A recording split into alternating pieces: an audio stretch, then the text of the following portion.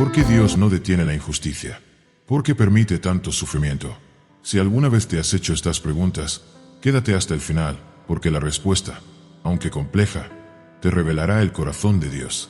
Desde las vibrantes calles de Santo Domingo, hasta el rincón más silencioso y lejano del mundo, se escucha un lamento universal que dice: si Dios es bueno, ¿por qué permite tanto mal?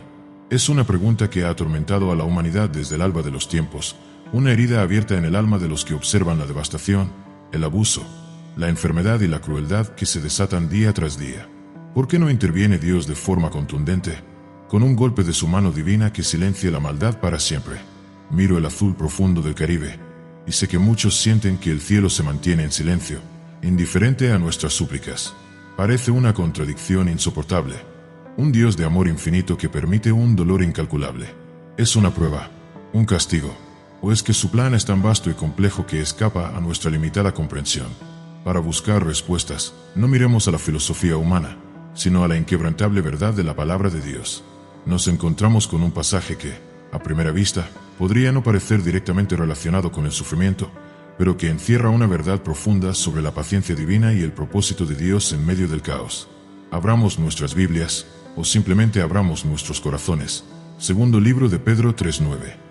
El Señor no retarda su promesa, según algunos la tienen por tardanza, sino que es paciente para con nosotros, no queriendo que ninguno perezca, sino que todos procedan al arrepentimiento. Segundo libro de Pedro 3:9. Este versículo es una ventana al corazón de Dios. Nos revela que lo que a nosotros nos parece tardanza, a Él es paciencia, y el propósito de esa paciencia es asombroso. No quiere que ninguno perezca, sino que todos procedan al arrepentimiento. Aquí encontramos una clave fundamental para entender por qué el mal no es erradicado instantáneamente. Imagina un juez perfecto, que tiene el poder y la autoridad para castigar cada crimen al instante de ser cometido. Si ese fuera el caso, ¿quién de nosotros quedaría en pie? ¿Quién no ha albergado un pensamiento injusto, dicho una palabra hiriente, o cometido un acto egoísta que, a los ojos de un Dios perfectamente santo, es una transgresión? La verdad es que la erradicación inmediata del mal implicaría la erradicación inmediata de todos los que lo cometen, y eso nos incluiría a la mayoría de nosotros. Esta dolorosa realidad del sufrimiento y la injusticia no es un defecto en el plan original de un Dios perfecto. Cuando la Biblia describe la creación, enfatiza que todo era bueno en gran manera. Adán y Eva vivían en perfecta armonía con Dios, consigo mismos y con la creación. El dolor, la enfermedad, la muerte, la crueldad y la deshumanización no existían. Pero Dios, en su inmenso amor, deseó una relación genuina con seres que pudieran elegir amarle libremente, no robots programados. Fue esa libertad, ese don inestimable, el que se torció. En el jardín del Edén, la desobediencia de la humanidad, lo que llamamos la caída, introdujo el pecado en el mundo. Y el pecado, como un virus letal, corrompió no solo el corazón humano, sino también la creación misma. Las espinas y los cardos brotaron de la tierra, el trabajo se volvió arduo, las relaciones se fracturaron, y la muerte entró en la existencia humana. Así, la injusticia no es una anomalía para Dios, sino una consecuencia directa de la elección humana de separarse de su voluntad perfecta. El mal es la ausencia de bien, el eco de esa primera decisión de vivir al margen de la luz divina.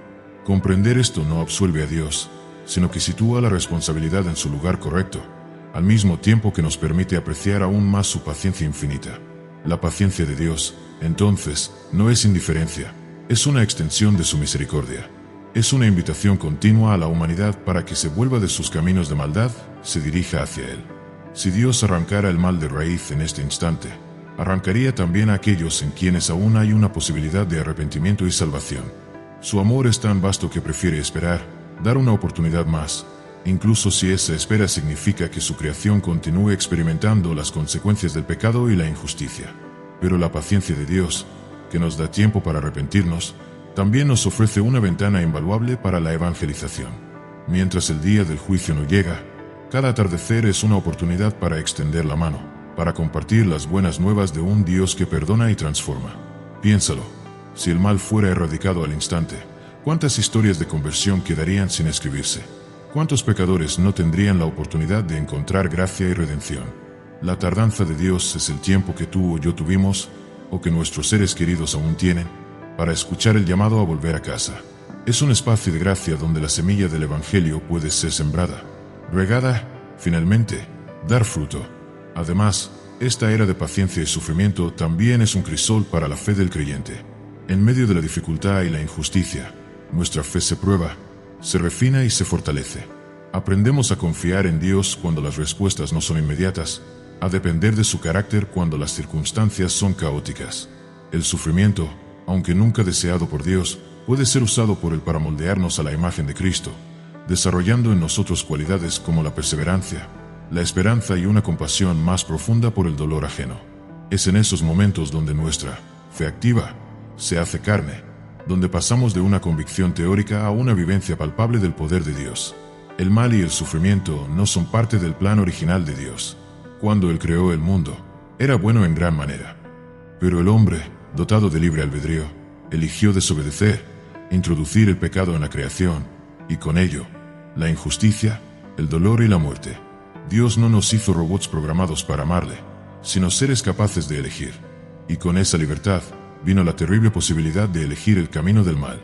Erradicar el mal de inmediato sería, en cierto sentido, anular esa libertad, revertir la autonomía que nos fue dada, o incluso destruir a los mismos seres que Él ama. Pero la paciencia de Dios tiene un límite, y su plan tiene un propósito final. La Biblia nos asegura que habrá un día de juicio final, un día en que toda lágrima será enjugada, toda injusticia será corregida, y el mal será erradicado para siempre.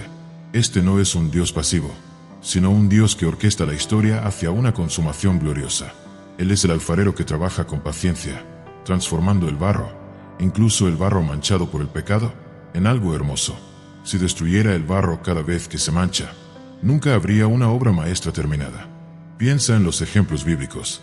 Cuando el pueblo de Israel pecó repetidamente, Dios no los destruyó de inmediato, sino que envió profetas, los disciplinó, los guió a través de desiertos y exilios, todo con la esperanza de que se volvieran a Él. Su historia es un testimonio de la paciencia divina frente a la terquedad humana. La misma crucifixión de Jesús, el acto más grande de injusticia humana contra la divinidad, fue transformada por Dios en el acto más grande de redención. En lugar de aniquilar a la humanidad por ese crimen, Dios usó la injusticia para desatar su más profunda justicia y misericordia. Entonces, ¿cómo vivimos en esta tensión entre el sufrimiento actual y la promesa de una restauración futura?